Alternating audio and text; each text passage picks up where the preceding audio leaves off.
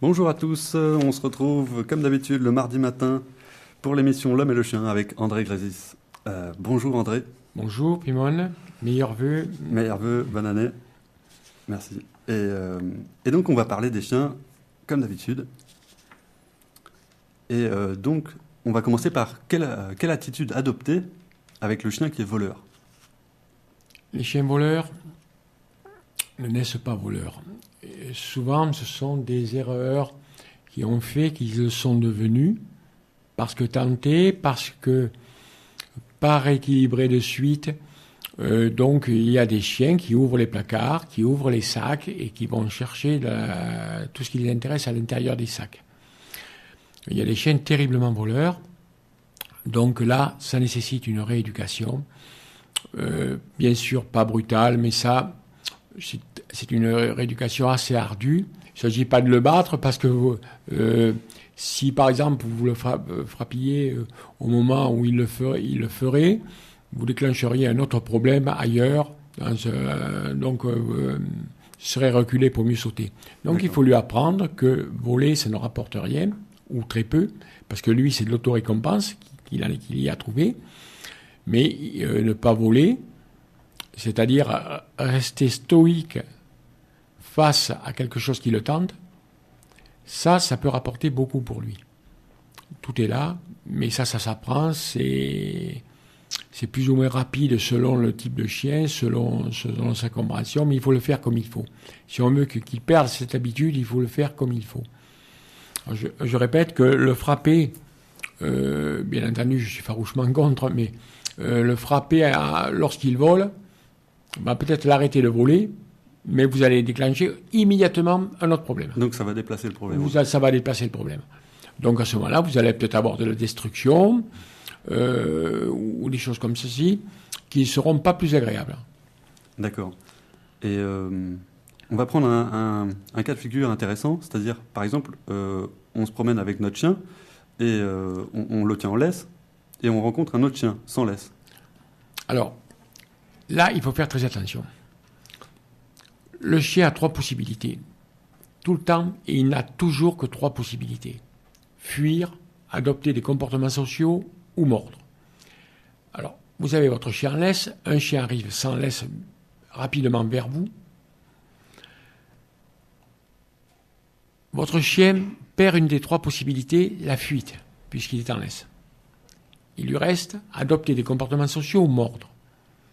S'il a un peu de caractère, qu'il ne veut pas se mettre sur le dos ou se soumettre face au chien qui arrive, il va attaquer la morsure. Mais la morsure va commencer par vous. C'est-à-dire, comme c'est vous qui tenez la laisse, il va s'attaquer à vous pour qu'il puisse être libre, éventuellement pour fuir, mais ça s'appelle une agression redirigée, ce sont les plus dangereuses. Dans ces cas-là, le chien n'a aucune retenue. Donc, quand il mord, il mord. Donc là, faites très attention. Lorsque vous avez un chien qui arrive vers vous, soit vous vous déplacez, vous sortez de son axe pour qu'il n'arrive pas vers vous, soit vous arrivez à chasser le chien qui va arriver par des positions très, très particulières. Là, il est impossible de les indiquer par radio. Ou ensuite le détacher. Le détacher. Alors il choisira dessus sur le combat, sur la fuite. D'accord. Mais vous allez limiter les dégâts. Et statistiquement, est-ce que des rencontres de chiens, ça se fait tous les jours? En fait, il y en a des centaines. Tous les jours, des chiens se rencontrent. Et c'est vrai que suivant que ce soit un mâle ou une femelle, il peut y avoir des comportements différents, j'imagine. Oui, mais souvent, ça se passe relativement bien. Seulement, si un chien ne connaît pas les codes de la communication, je parle du chien qui arriverait en face, d'abord, premièrement, il n'a pas à être en liberté et courir vers le vôtre. Mais ça arrive malheureusement très souvent. Effectivement, là, il peut y avoir danger. D'accord. Et on va enchaîner sur... alors, certains comportements des maîtres sont à l'origine des troubles du chien. Oui. Alors ça, c'est dans le système d'éducation que l'on trouve ce type de problème. Je vais vous lire quelques passages d'un livre qui s'appelle « Idées reçues en éthologie canine ». Si je suis trop strict avec mon chien, il ne m'aimera pas. C'est faux. Au sein de la meute, les dominés ne sont pas agressifs avec les dominants. De plus, ils ne manifestent de marque d'intérêt qu'aux individus qui ont un statut hiérarchique les plus élevés. Donc, le fait d'être dominant vis-à-vis de son chien n'expose pas à moins d'affection de la part de ce dernier, bien au contraire. Alors, rappelez-vous qu'être dominant, ce n'est pas forcément parler fort, crier ou frapper. On peut être dominant. Quelqu'un qui rentre dans une pièce et où tout le monde se rend compte qu'il a du charisme et qu'il est dominant, c'est pas quelqu'un qui crie, c'est pas quelqu'un qui frappe. Donc, certains sont à l'origine des troubles du comportement chez leur chien. Le séducteur physique, c'est le maître qui gâte son chien, espérant ainsi s'attirer sa sympathie. Le chien prend ça pour de la faiblesse. D'accord. Ça ne fonctionne pas comme ça dans la tête du chien. Ou alors le maître mal affirmé, personne à la recherche d'un fort attachement de son animal et qui évite toute sanction de peur de perdre cet attachement. À l'opposé, deux catégories de maîtres dispensent une éducation un peu dure. Maître dominant physiquement exige une totale soumission de son chien et utilise la force physique afin de se faire obéir. Ou le maître dominant vocalement adopte pour se faire obéir un ton et un volume sonore élevés. Donc il ne faut pas trop gâter le chien. Gâter, ça veut dire pour rien, c'est-à-dire donner des récompenses pour rien. Moi, les récompenses, je suis pour, mais elles doivent toujours avoir une signification. C'est un genre de salaire. Donc, ne pas trop le gâter, ni être laxiste. En effet, le chien qui dispose de trop de liberté bénéficie de prérogatives de dominant. Il pourra alors se considérer comme un supérieur hiérarchique au sein de la famille. Si on le laisse trop aller. Si on le laisse trop faire ce qu'il veut, ben il pensera qu'il est le maître de la maison, puisqu'il peut faire ce qu'il veut. Alors il s'agit, comme dit Boris Cyrulnik, toujours, d'imposer des limites. Il y a des limites à imposer, mais ça doit se passer toujours de façon douce. D'accord. On fait une pause musicale et on reprend dans quelques instants la suite de l'émission L'Homme et le Chien. À tout à l'heure.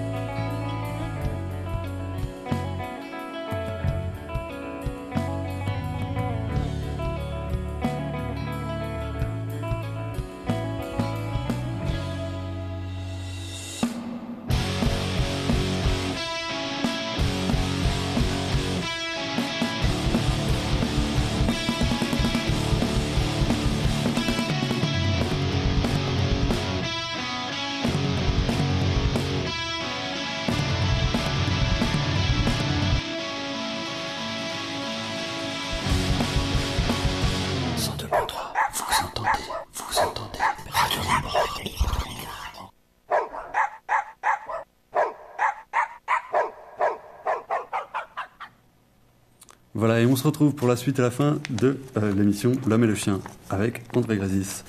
Alors, on parlait des chiens, et donc on passe aux soins. Que dire à propos des soins?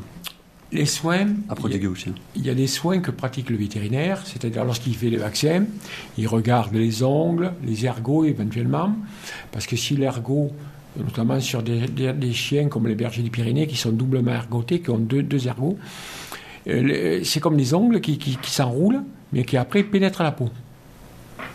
Donc ça peut faire des infections. Donc généralement, ce sont les vétérinaires ou les toiletteurs qui font ceci. Ensuite, ce qui est nécessaire, c'est de les vermifuger de façon régulière. Ça, c'est tout à fait indispensable. Et donc, c'est tous les ans, c'est quoi la Oh fréquence? non, c'est beaucoup plus... au début, c'est très fréquent. La fréquence est très, très rapide au tout départ. Ça, le vétérinaire le fixe. Ensuite, il faut le faire de façon régulière, mais assez rapprochée quand même. Entendu. Donc, ensuite, il y a les traitements pour les tiques et les puces. Ça, faites-le tous les mois. Parce que si votre chien était victime d'une pyroplasmose ou de plusieurs, ça peut être fâcheux. Il y en a beaucoup dans la région, donc là, faites-le. D'accord, mais il y a des traitements assez lourds, il me semble, pour les puces, enfin les tiques et tout ça. Oui, ce sont des traitements qui sont assez costauds, oui, effectivement, mais à choisir entre ça et une pyro, une pyro, on peut s'en sortir. Mais s'il y en a plusieurs, ça peut attaquer le foie et les reins. D'accord. Et ça ravage une famille de chiens, quoi. Oui, complètement. Donc D'accord. là, il faut faire très attention. Entendu. Et il y a des secteurs qui sont plus ou moins infestés de tiques. Oui, et tout ça. la région est pas mal infestée, là. Voilà. La région est pas mal infestée. Et Particulièrement l'été. quand on descend dans les Pyrénées-Atlantiques, c'est encore pire. D'accord. Et quant au détachement par rapport aux chiens? Alors, au départ, j'avais dit, donc, quand vous récupérez le chien jeune, vous créez un attachement. Vous pouvez le garder dans la chambre pendant quelque temps, les portes fermées. Ensuite, il faut créer un détachement. Il faut que le chien devienne autonome. Si le chien n'est pas autonome, vous allez avoir des problèmes. C'est-à-dire que vous allez avoir des problèmes de destruction, des problèmes d'avoir des chiens qui, dès qu'ils ne vont plus vous voir, vont se mettre à aboyer. C'est-à-dire qu'ils ne seront pas autonomes, ils seront dépendants de vous, complètement trop dépendants de vous. D'accord. Alors ça peut flatter l'ego, effectivement, qu'un chien soit dépendant, mais le problème, c'est que ça va vite devenir invivable. Donc il faut vraiment pratiquer le détachement. Ça veut dire le laisser seul, ça veut dire tout un panel de techniques qui va le rendre autonome. D'accord. Et justement, donc c'est le laisser seul. Un petit peu, par exemple, de temps à autre, le laisser seul, ne pas trop le materner. D'accord. Parce que sinon, il va devenir donc trop dépendant. Et là c'est une suite de problèmes incalculables. Entendu. D'accord. On a fait le tour ou il reste encore les chiens velcro, donc on vient d'en parler. Voilà. Alors, les chiens velcro, c'est un petit peu dû aussi au non-détachement. C'est-à-dire que ce sont des chiens qui sont hyper attachés. C'est-à-dire qu'ils ne font plus rien sans vous. Ils vous suivent, mais ça va beaucoup plus loin que ça. Ça veut dire qu'aussi, ils vont vous ennuyer quand vous allez parler à quelqu'un. Ils vont aboyer. Ils veulent toujours l'attention. C'est exactement ça. Alors quand vous allez téléphoner, ça va être la même chose. C'est-à-dire moi et moi. C'est pas wa, c'est moi et moi. C'est-à-dire que... et là, ça devient rapidement invivable. C'est-à-dire ils sont hyper collés, comme du velcro. C'est pour ça qu'on les appelle les chiens velcro. Ce sont des chiens qui sont hyper dépendants. Et c'est justement l'attitude du maître qui l'a... Bien sûr, c'est parce qu'on l'a rendu comme ceci. Donc faites-y attention. Il faut le rendre dépendant au départ par un hyper-attachement, mais ensuite le rendre indépendant, le rendre autonome. Ça, c'est indispensable. Un chien autonome sera bien dans sa tête, pourra rester seul, sans faire de dégâts. Vous aurez un chien bien dans sa tête. Super. Merci pour tous ces conseils. Merci Fimol, merci à tous. Un dernier mot pour clore le... Le dernier mot, c'est toujours le même. Il vaut mieux récompenser ce qu'on veut obtenir que punir ce que l'on veut voir disparaître. Évitez les coups, évitez les cris. Si vous donnez des coups, si vous criez sur le chien, vous déplacerez le problème. Et vous déplacerez le problème par des problèmes de plus en plus graves. Entendu. Merci beaucoup. Merci. Au revoir. Au revoir.